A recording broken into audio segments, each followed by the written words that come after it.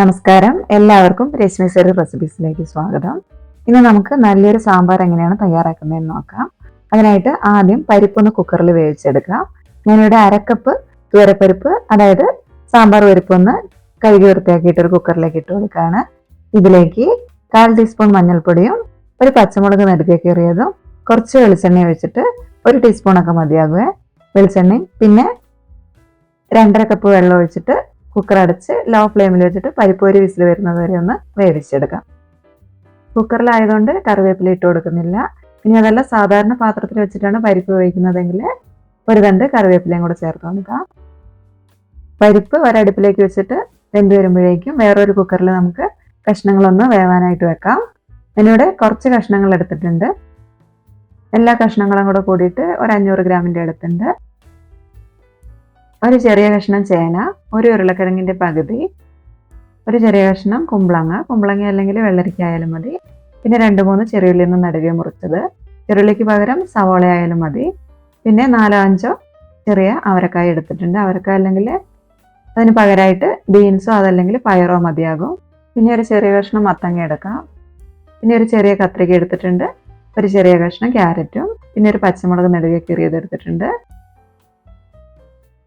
ഇനി വെണ്ടയ്ക്കയും തക്കാളിയും മുരിങ്ങക്കായും ആണുള്ളത്.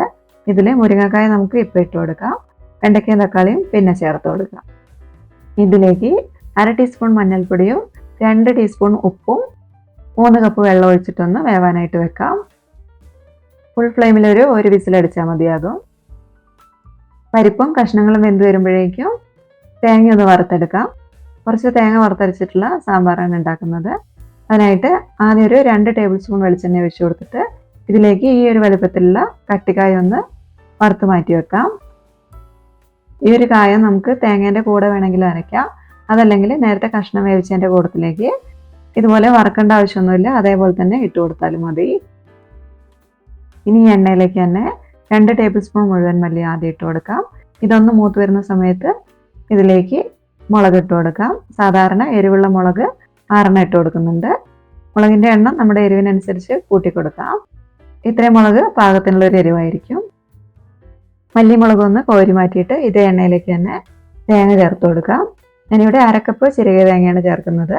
ഈ തേങ്ങ ചിരകി കഴിഞ്ഞതിന് ശേഷം ഒന്ന് മിക്സിൻ്റെ ജാറിലിട്ടിട്ട് ഒന്ന് തിരിച്ചെടുത്തിട്ടുണ്ടെങ്കിൽ എല്ലാം ഒരേപോലെയുള്ളതായിട്ട് കിട്ടും. അങ്ങനെയാകുമ്പോൾ തേങ്ങ മൂത്ത് വരുമ്പോൾ എല്ലാം ഒരേ സമയത്ത് ഒരേപോലെ തന്നെ മൂത്ത് കിട്ടിക്കോളും. ഇനി ഇതിലേക്ക് 1 ടീസ്പൂൺ ഉഴുന്നും 1/4 ടീസ്പൂൺ വീതം ഉലുവയും കുരുമുളകും കൂടെ ചേർക്കാം. പിന്നെ 2-3 ചെറിയുള്ളി ഒന്ന് മുറിച്ചിട്ടിട്ട് കൊടുക്കാം. ഒരു തണ്ട് കറിവേപ്പിലയും കൂടി ഇട്ട് കൊടുത്ത് ലോ ഫ്ലെയിമിൽ വെച്ചിട്ട് തേങ്ങയൊന്ന് വറുത്തെടുക്കാം. ഇത് കുറച്ച് തേങ്ങയല്ലേ എടുത്തിട്ടുള്ളൂ, അതുകൊണ്ട് നമുക്ക് പെട്ടെന്ന് തന്നെ മൂത്ത് കിട്ടിക്കോളും. ഇപ്പം നല്ലൊരു ഗോൾഡൻ ബ്രൗൺ കളറായിട്ടുണ്ട്. നമുക്ക് ഫ്ലെയിം ഓഫ് ചെയ്തതിന് ശേഷം ഈ പാത്രത്തിൽ നിന്ന് മാറ്റി വെക്കാം. ഇനി ഇതൊന്ന് ചെറുതായിട്ട് ചൂട് തണുത്ത് കഴിയുമ്പോൾ നമുക്ക് മിക്സിൻ്റെ ജാറിലേക്ക് ഇട്ട് കൊടുത്ത് ഫൈനായിട്ടൊന്ന് അരച്ചെടുക്കാം. ആദ്യം ഒന്ന് പൊടിച്ചതിന് ശേഷം ഒരു 1/4 കപ്പ് വെള്ളം ഒഴിച്ചിട്ട് അരച്ചെടുത്താൽ മതി. ഇനി നമ്മൾ നേരത്തെ മാറ്റി വെച്ചിരുന്ന വെണ്ടയ്ക്കയും തക്കാളിയും ഒന്ന് വാട്ടിയിട്ടിട്ട് കൊടുക്കാം. അതിനായിട്ട് ഒരു പാനിലേക്ക് കുറച്ച് വെളിച്ചെണ്ണ ഒഴിച്ചു കൊടുത്തിട്ടുണ്ട്. 1 ടേബിൾ സ്പൂൺ മതിയാകും. ഇതിലേക്ക് ആദ്യം വെണ്ടക്ക അരിഞ്ഞത് ചേർത്ത് കൊടുക്കാം. എന്നിട്ട് അതിൻ്റെ കൊഴുപ്പൊക്കെ ഒന്ന് പോകുന്നത് വരെ ഒന്ന് ചെറുതായിട്ടൊന്ന് ഫ്രൈ ചെയ്തെടുക്കാം. ഇതിലേക്ക് ഒരു തക്കാളി അരിഞ്ഞതും കൂടെ ചേർക്കുകയാണ്. ഇതും ഒരുപാട് വെന്തുടയുന്നത് വരെ ഒന്നും ഫ്രൈ ആക്കേണ്ട ആവശ്യമില്ല, ഒന്നങ്ങ് വാടി വന്നാൽ മതി. വെണ്ടയ്ക്കയും തക്കാളിയും ഇതേപോലെ എണ്ണയിൽ വാട്ടിയിടുന്ന രീതി നമ്മുടെ വീട്ടിലും അതേപോലെ തന്നെ നാട്ടിലൊക്കെ നമ്മൾ കണ്ട് ശീലിച്ചിട്ടുള്ള ഒരു കാര്യമാണ്. അപ്പോൾ ഇതേപോലെ ഇടാൻ താല്പര്യമുള്ളവർക്ക് ഇങ്ങനെ ഇടാം.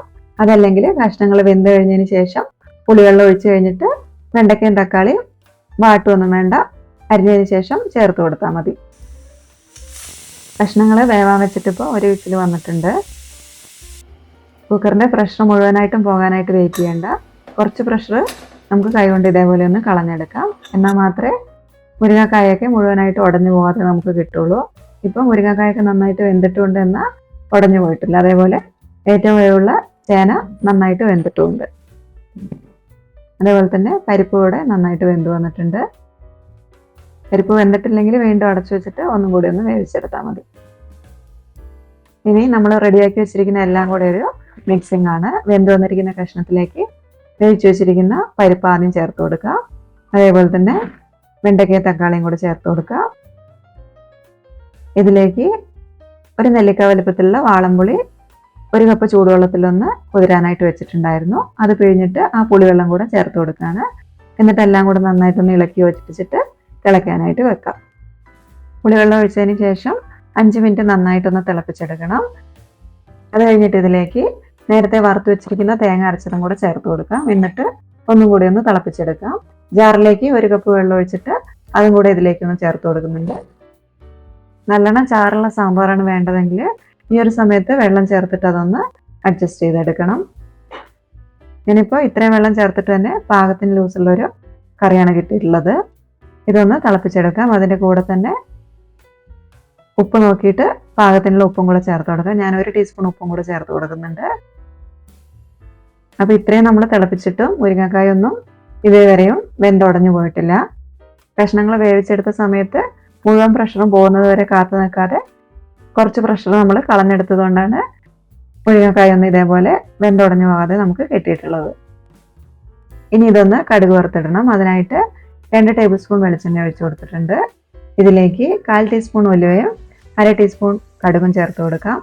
കടുകൊന്ന് പൊട്ടി വരുന്ന സമയത്ത് 4-5 ചെറിയുള്ളി വട്ടത്തിൽ അരിഞ്ഞതും കൂടെ ചേർത്ത് കൊടുക്കാം. കൂടെ തന്നെ 5 വെളുത്തുള്ളിയും കൂടെ ചേർത്ത് കൊടുക്കുന്നുണ്ട്. സാമ്പാറിൽ വെളുത്തുള്ളി ഉപയോഗിക്കാത്തവരാണെങ്കിൽ വെളുത്തുള്ളി ചേർക്കേണ്ട ആവശ്യമില്ല കേട്ടോ.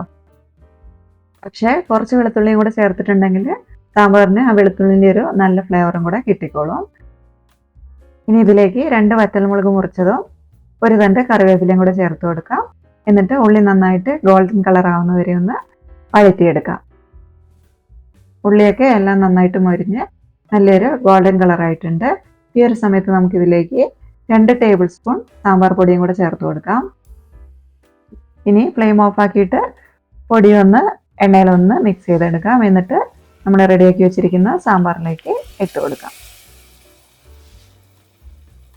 ഇനി ഇത് ഇപ്പോൾ മിക്സ് ചെയ്യേണ്ട, ഒന്ന് അടച്ചു വെച്ചിട്ട് കുറച്ച് നേരം കഴിഞ്ഞിട്ടൊന്ന് ഇളക്കി യോജിപ്പിച്ചെടുക്കാം. കുക്കറിൻ്റെ അടപ്പ് വെച്ചിട്ട് തന്നെ അടച്ചു വെക്കുകയാണെങ്കിൽ അതിൻ്റെ വിസിലെടുത്ത് മാറ്റി വെക്കണം, അല്ലെങ്കിൽ അത് പിന്നെ വെന്ത് പോകും. ഇനി വേറെ പ്ലേറ്റൊക്കെ വെച്ച് അടയ്ക്കുകയാണെങ്കിൽ അങ്ങനെ ആയാലും മതി. ഇനി ഇത് 10 മിനിറ്റ് കഴിഞ്ഞിട്ട് നമുക്കൊന്ന് കടുക് വറുത്തതിൻ്റെയൊക്കെ ഫ്ലേവർ കറിയിലേക്ക് ഇറങ്ങിക്കഴിയുമ്പോൾ ഒന്ന് മിക്സ് ചെയ്തെടുക്കാം. ഈ ഒരു സാമ്പാറിലേക്ക് എല്ലാ ടേസ്റ്റും ഒന്ന് ബാലൻസ് ചെയ്യുന്നതിന് വേണ്ടിയിട്ട് ഇതേപോലെ ഒരു ചെറിയ കഷ്ണം ശർക്കരയോ അതല്ലെങ്കിൽ കുറച്ച് പഞ്ചസാരയോ ചേർത്തിട്ടുണ്ടെങ്കിൽ നല്ലതായിരിക്കും. ഇത് നമ്മൾ കടുകൊക്കെ വറുത്തിടുന്നതിന് മുൻപായിട്ട് ചെയ്യണം. ഞാൻ സാധാരണ ചെയ്യാറില്ല, പക്ഷെ ഇങ്ങനെ ചെയ്താലും നല്ലതായിരിക്കും പറഞ്ഞതാണ്. ഇതിലേക്ക് സാമ്പാർ പൊടി ചേർത്തിട്ടില്ലെങ്കിലും കുഴപ്പമൊന്നുമില്ല. എന്നാലും സാമ്പാർ കുറച്ചും കൂടി ഒരു രുചി മണമൊക്കെ ഉണ്ടാകുന്നതിന് വേണ്ടിയിട്ടാണ് സാമ്പാർ പൊടി ചേർത്തത്. അപ്പോൾ ഈ ഒരു സാമ്പാർ എല്ലാവരും ഒന്ന് ട്രൈ ചെയ്ത് നോക്കണം. എന്നിട്ട് നിങ്ങൾക്ക് ഇഷ്ടമാവുകയാണെങ്കിൽ നിങ്ങളുടെ അഭിപ്രായം ഒന്ന് കമൻ്റായിട്ട് അറിയിക്കണേ. അതേപോലെ തന്നെ വീഡിയോ ഒന്ന് ലൈക്കും ഷെയറും കൂടെ ചെയ്യണം. കൂടെ തന്നെ ചാനലൊന്ന് സബ്സ്ക്രൈബും കൂടെ ചെയ്തിട്ട് സപ്പോർട്ടും കൂടെ ചെയ്യണേ. അപ്പോൾ അടുത്ത നല്ല റെസിപ്പിയുമായിട്ട് കാണുന്നത് വരെ നന്ദി.